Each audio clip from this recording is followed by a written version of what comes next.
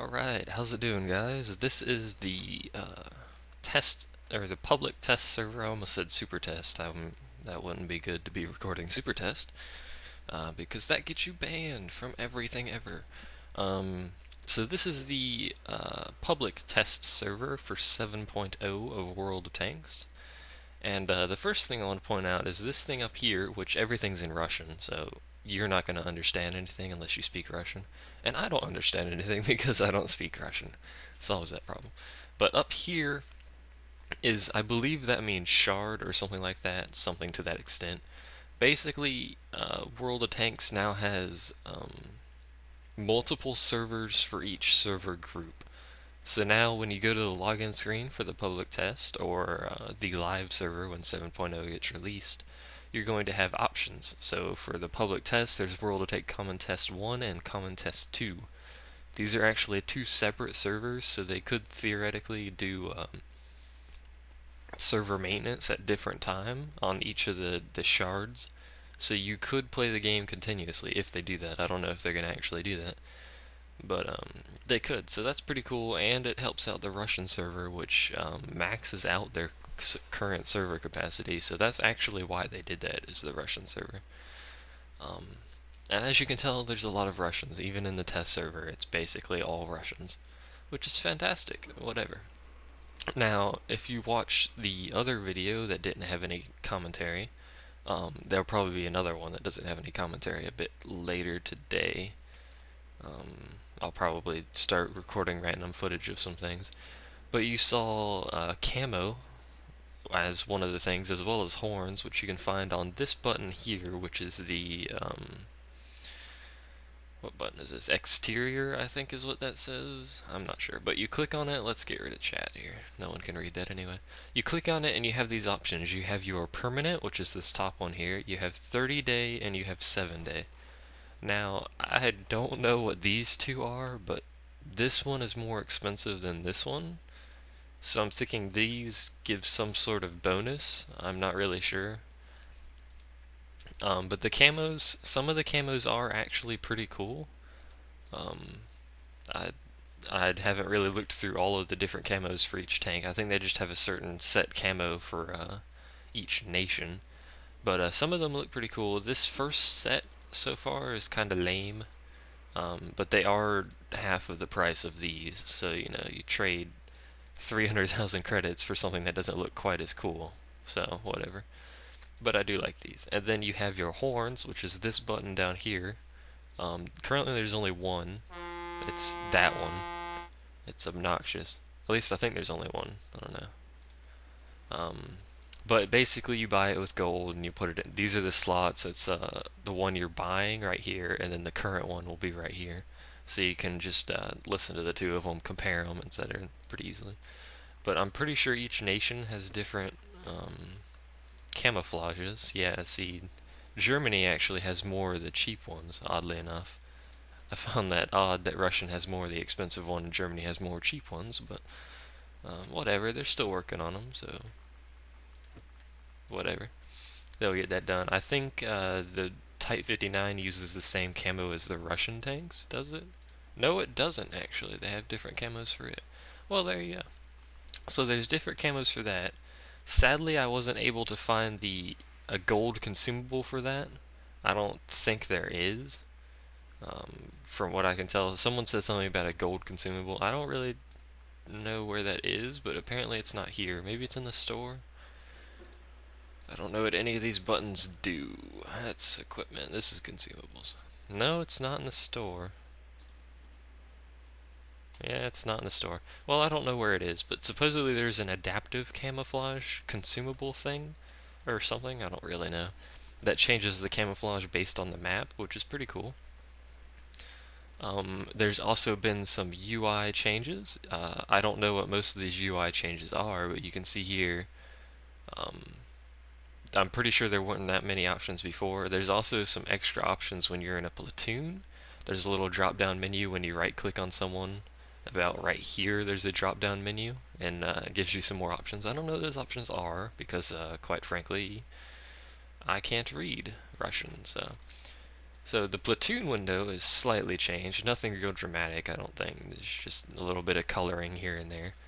Um, but nothing fancy there. But as you saw from the other, yeah, the other video, the one without commentary, there was some major changes to the gameplay graphics, excuse me, as well as the gameplay UI, and I'm going to show you that in a second here after I talk about some of these premium tanks. Type 59, it's a decent tank. I don't particularly like it.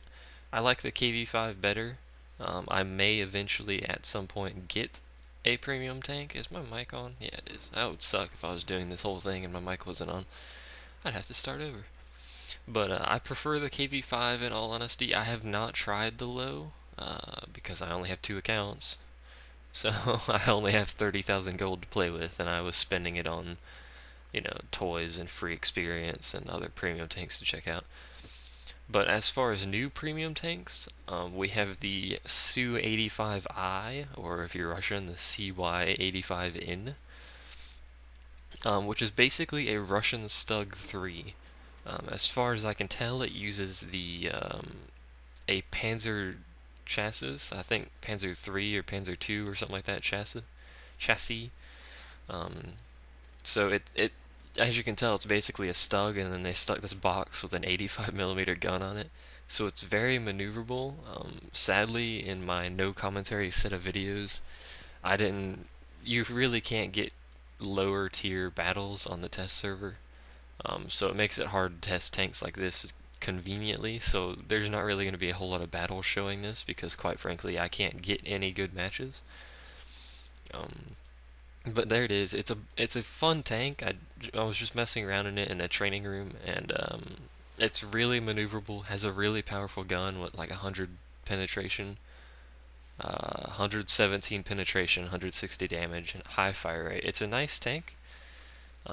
Basically a premium Su-85 without the 107, which means it's not overpowered.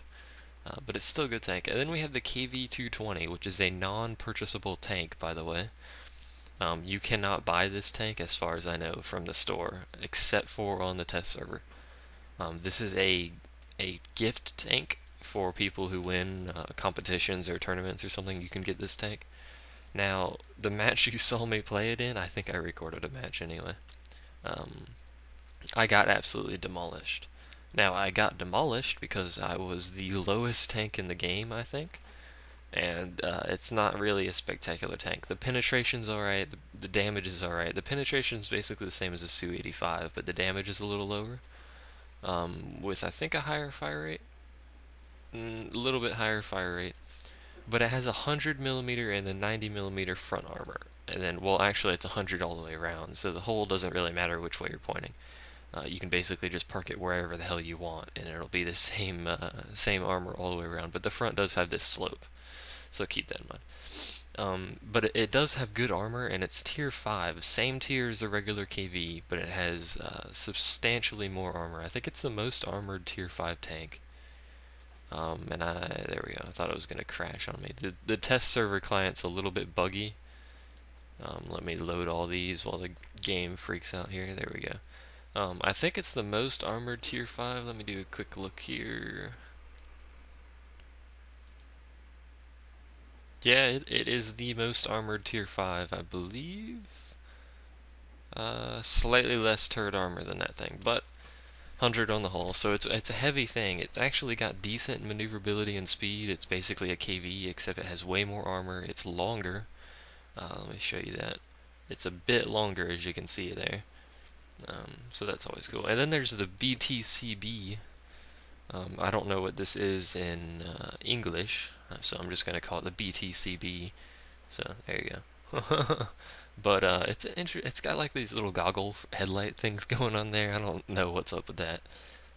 I just got insta-raped in the match I recorded it in, but I did have a good match a little bit later, but I forgot to record it, so whatever. But it has 25 front armor, which isn't a lot, 20 side, 16 rear, which isn't a lot, so you're going to think this thing's squishy, but if you look at the angle of the front armor, that's basically T-54 angling right there. Let's see if I can get that. Basically, it's, like 10 degrees less. But that angle helps tremendously in bouncing things.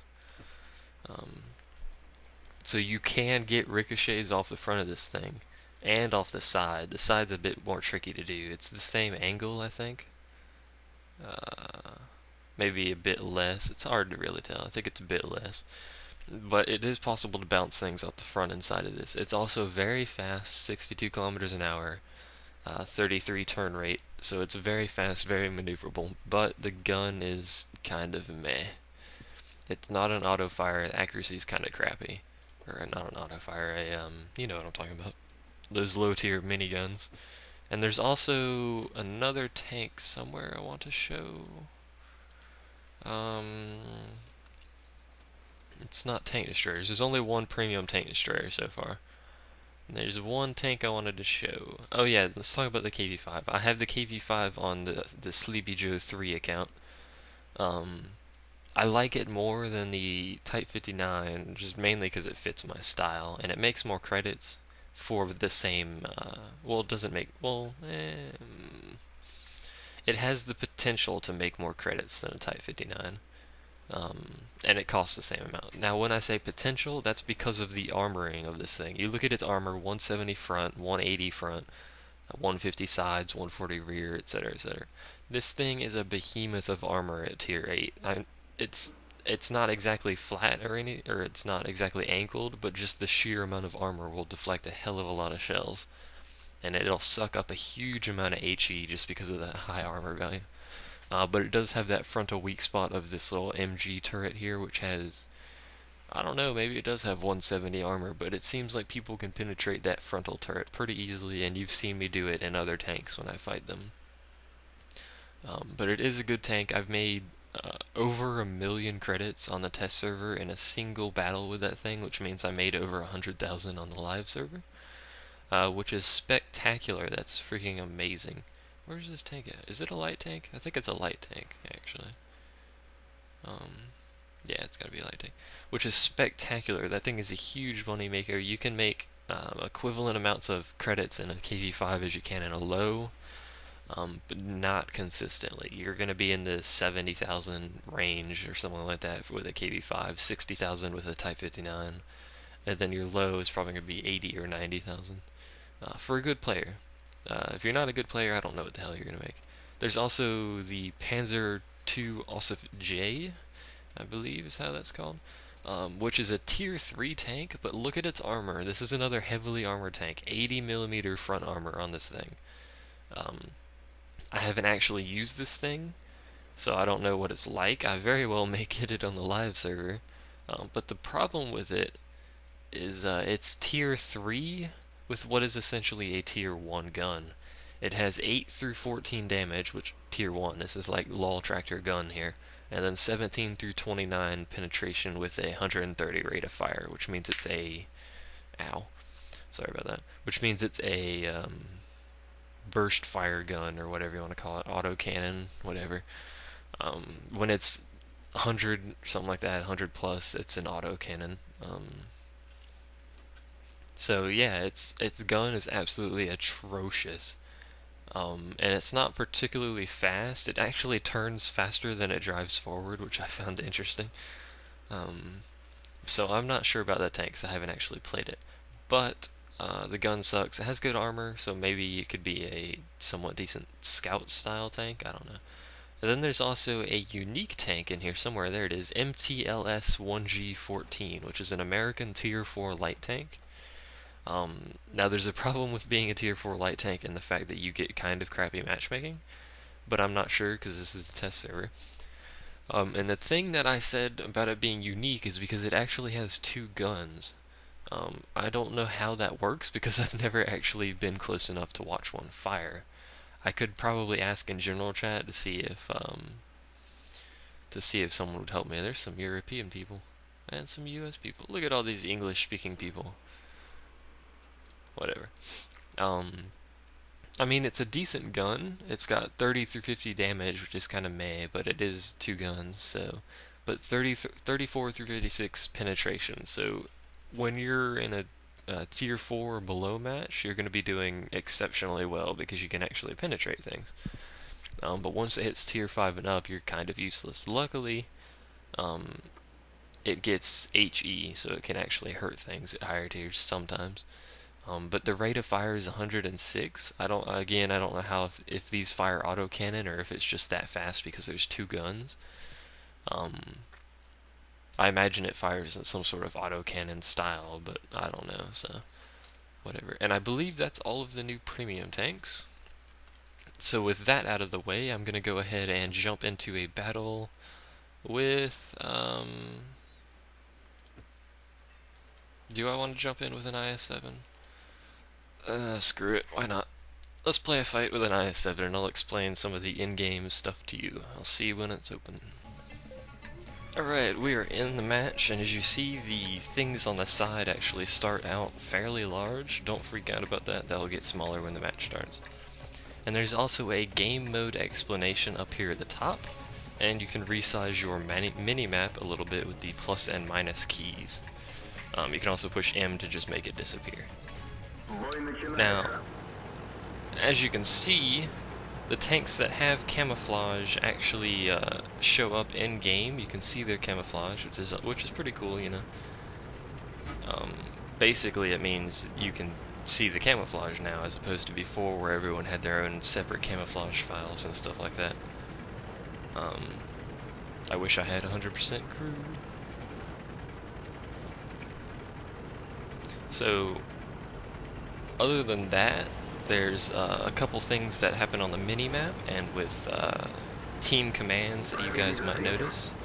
And I'm going to get shot up by artillery if I don't get safe somewhere. Hide. Don't run over your own cover. Damn it. Okay, don't hurt me, artillery, don't hurt me. Problem with being a tier 10 is artillery likes shooting at you. So you gotta really be careful, especially when a scout pops up like that out of nowhere. You gotta find cover quick. Now, luckily they were waiting for artillery to pop up, and you saw Shadow get shot there, and that stuff that they keep saying, I think, is enemy spotted. And it marks them on the minimap. So you saw that T-54 get spotted, and now he appeared on the minimap with a cursor over him. And if someone says attacking, it'll mark them and their target on the minimap, which is pretty cool. If you say help, it'll mark them on the minimap with a different icon, etc, etc. So all these things get marked on the minimap now, which is really cool. I'm pretty sure there's also a few customization options in the graphics settings for minimap. I'm not sure though, because I can't read Russian. Yet. Plus, the Russian voices are pretty sweet. I do like me some Russian voices. I also don't like getting shot by artillery, so... I don't know what this Patton's doing.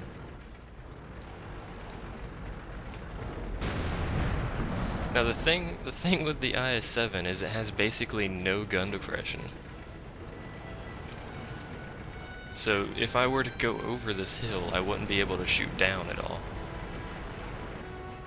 As you might notice, I can't shoot that IS-3. But it does have a bit of maneuverability. It's nothing like a lot of people keep saying, where it's just basically a medium tank, so it's not that maneuverable by any means. There's an IS-4 behind us. But it can move around a bit better than the IS-4 can. Surprised I hadn't been hit by artillery yet. And I bounced. What's up, IS-3? How's it going? There's also been some things that I can't really showcase in the form of hitbox changes for tanks, such as the IS-7 itself got a hitbox change. What's up, IS-3? I can't shoot him because of the gun depression. And I don't want to poke out because of this T-54. Which no one appears to be able to kill. Which is kind of sad. I might just have to poke out and kill him, although it appears we're losing this battle anyway.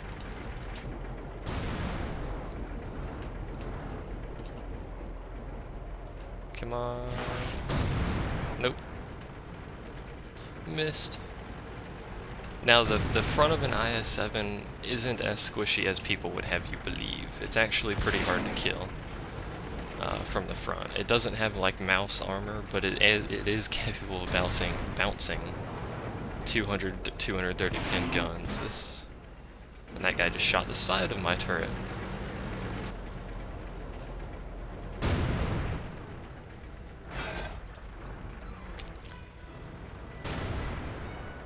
Why have their artillery not shot me?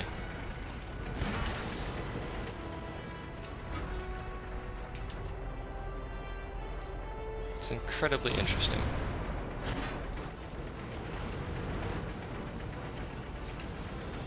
That IS-3 is incredibly weird.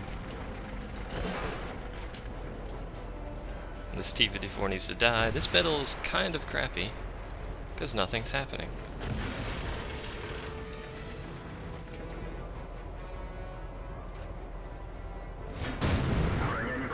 I actually hit him, but I bounced, so that didn't help. We're gonna lose this fight, though. Mainly because that entire south flank got rolled. That's probably where the artillery was. They're just watching the south flank. I'm gonna back up and try and get these people to come to me.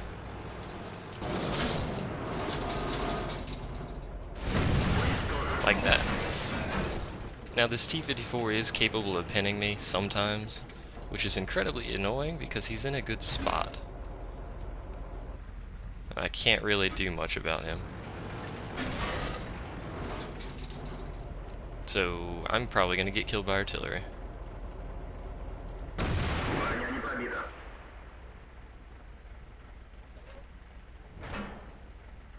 I'm basically just waiting for my death at this point.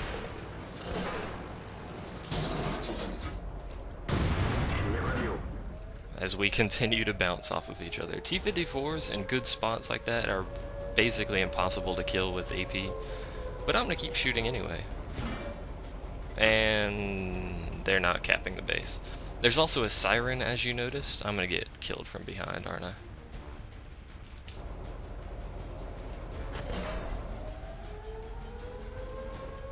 This is exciting, isn't it? Why has their artillery not killed me? That's interesting.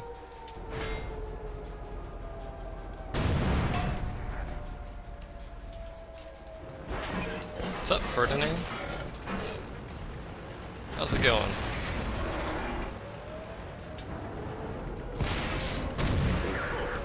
How's it going in Ferdinand land?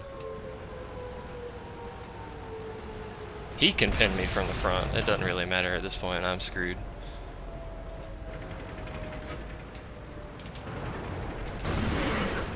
Oh, 0 damage, really? Also, don't face hug an IS-7. That's a great way to not do any damage.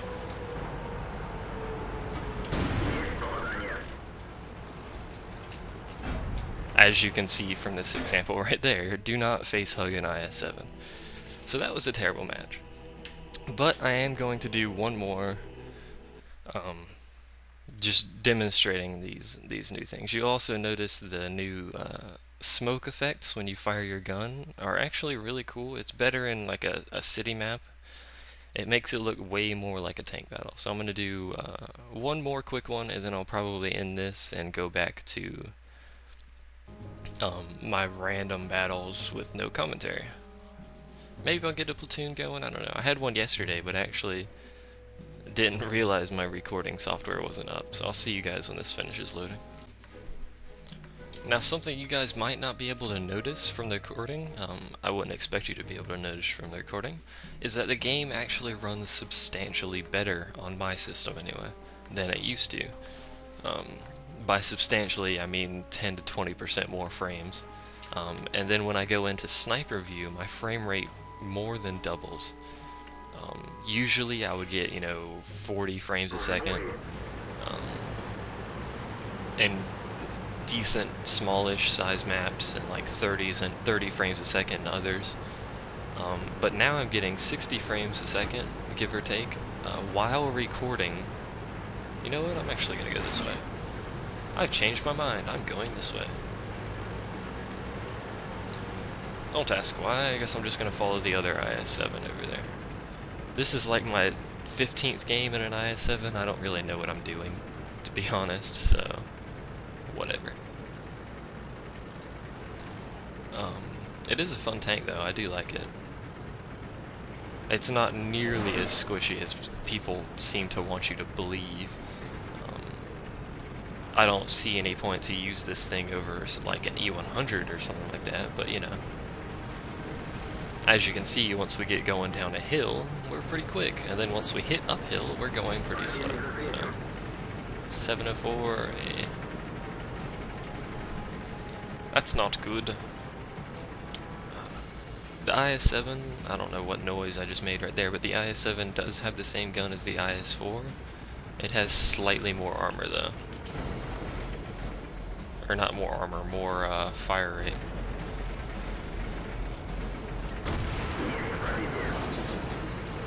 Let's all play peekaboo.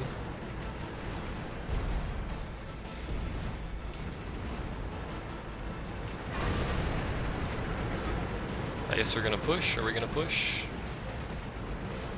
No, there's a whole bunch of them. And that E100 is just gonna bounce fucking everything.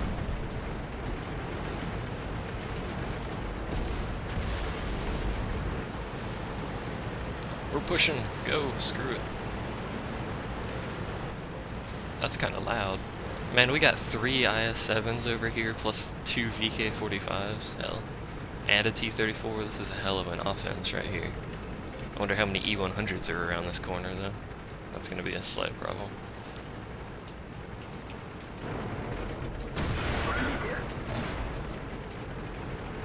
Hey, actually hurt them, too. There's 1 E100 and a T-30.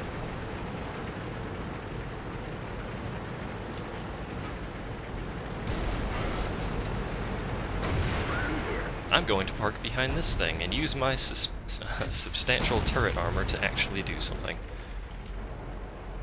Now, if that E100 is using gold ammo, he's a serious problem. Otherwise, he's just going to die to a massive swarm of tier 10 tanks. Which it appears he's just going to die to a swarm of tier 10 tanks. Which is all fine and dandy to me. It appears they're pushing the north flank, though, so we kind of have to hurry. But yet, we're just gonna steamroll over them, it looks like. Now, the problem here is we don't have any, someone's using their horn. We don't have any, gun depression, so...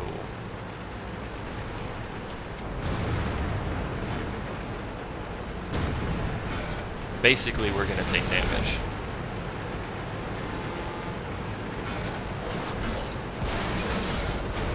Shoot the T-30.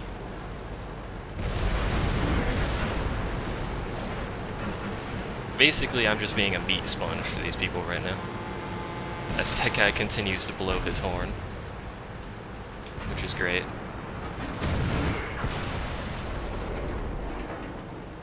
What's up, VK?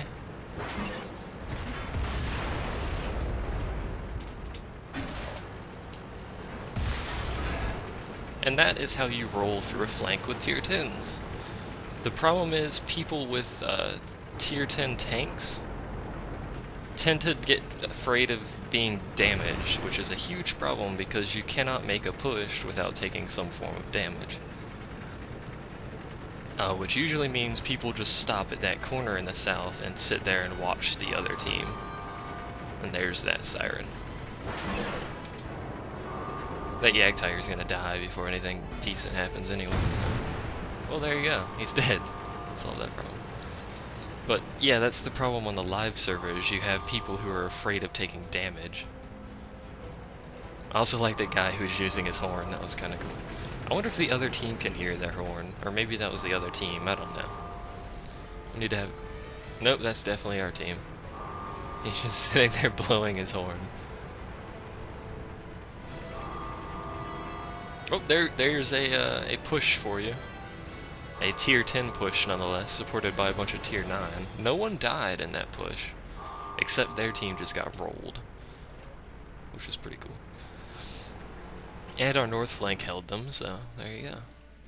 And that is why I like playing tier 10s on the test server.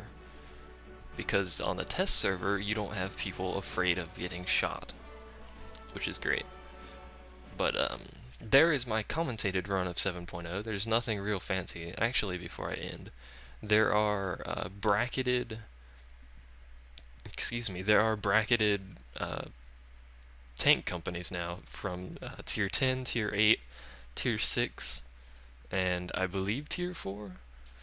Maybe not tier 4, I don't know, but it's definitely tier 8, 10, and 6. And you can see the platoon levels here, each one of them marked with a different little thing here. I don't know what any of these mean, but they are different, and you can tell Russians like their tank companies. So that's that, and I'll probably go back to whatever I was doing. I hope you enjoyed my commentated go-through of 7.0, which doesn't really have a whole lot that I can commentate about. But, you know, whatevs. I'll see you guys next time.